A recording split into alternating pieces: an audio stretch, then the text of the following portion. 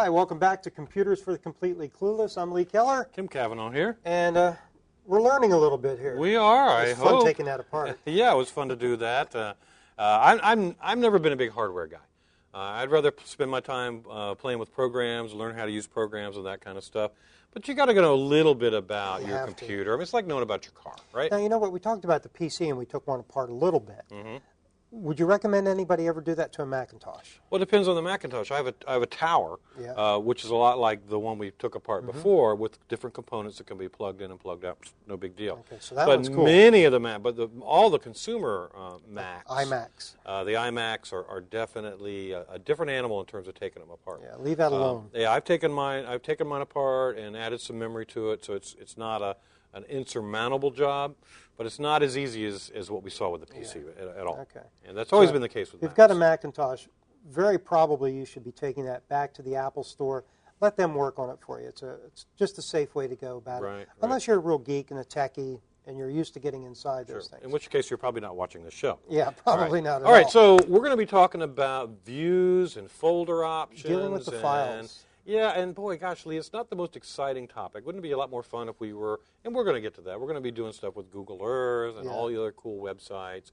But, you know, again, we want to get comfortable with the computer.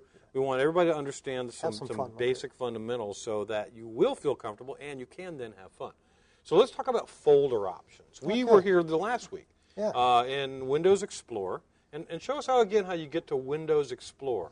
Okay, well, I've got a couple ways. I use that Windows key on the keyboard and the letter E. Right. And those two together will bring it up for you. Makes sense. E for Explorer. And the other way is down here in the lower left. Oh, Start menu. I remember seeing that. If I right-click on it, I get the Explorer option. Okay. And when I click on that, it'll bring me to Windows Explorer, which is the view that we have on the screen right now. Right. Very good. So what we're looking at right now, you see on the left-hand side, you see the desktop is highlighted, and when the desktop is highlighted, on the right-hand side, you see everything that's on your desktop. Okay, all your icons. One of the things we talked about is the different kinds of views that you have. And you're going to have a preference, and you should start out by setting one of them to your preference.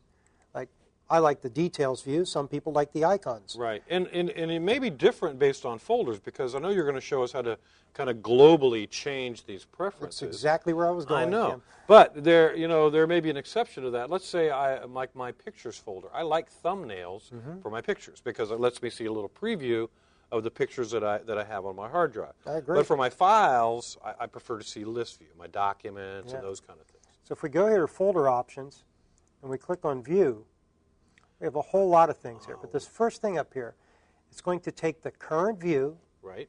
And if I click on apply to all folders, it's going to ask me if I'm sure I want to do this.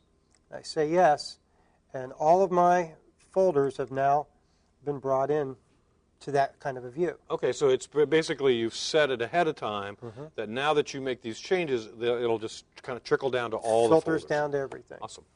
And then there were two other things. There's a lot of options here, Lee. Yeah. Good gracious. Now, this is something you need to change? As a beginner, you don't want to play with a lot of this, but I get two very common questions here. Right. And the first one is this bottom thing right here, the checkbox here, hide extensions for known file names.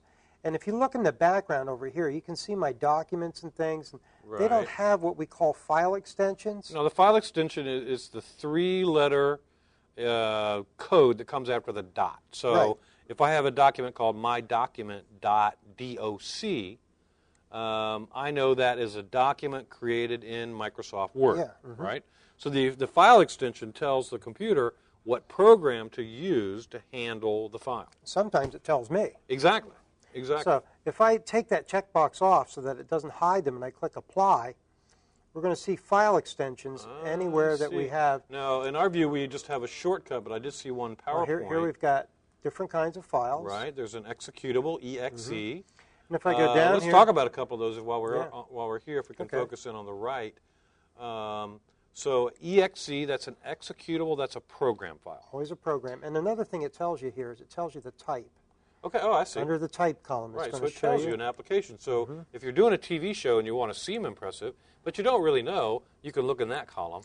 That helps a lot, yeah. Because I'm thinking that DAT file there is a DAT file.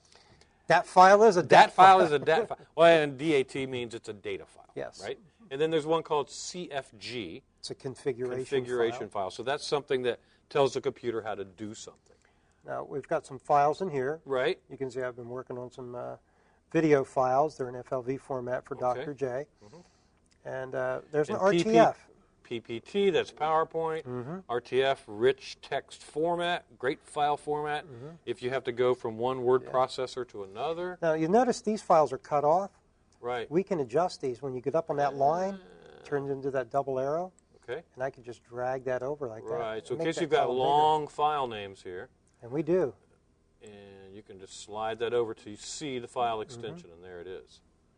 Well, that's great. Now, the other thing we talked about is this is a great way if you have lost track of a file. Yeah. You're not sure where you put it. You worked on it yesterday, so you know it should have yesterday's date on it. And so you can go into the headers across the top and then sort by date. Yeah, and that's good if you know what folder you might have put it in. We'll go over some search functions later. Right, we will. All right, so that's great. So we turned on file extensions, and that can be helpful if you're you're using lots of different programs and you want to know which programs go with which files. All right, what else were you going to show us on this folder? Okay, there's one other dangerous one. Uh-oh. This one's very dangerous, actually. And that's going to be under View. Right. And this is to show hidden files and folders. Okay. Okay. Now, the reason it's a little dangerous, you'll see some system files that you don't want to play with. You shouldn't be in there. Right. But sometimes programs or people will put hidden files on, and you'll see backup files tend to be hidden files. Or let's say you did your PowerPoint on a Macintosh. Macintosh makes a secondary file that is hidden. Right. And that's what we're seeing here. So it's a resource file.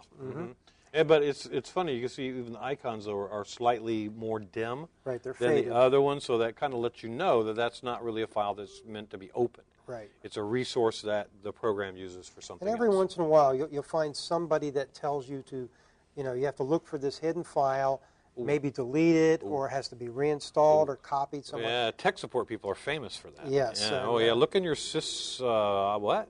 So, but that's what you would have to do.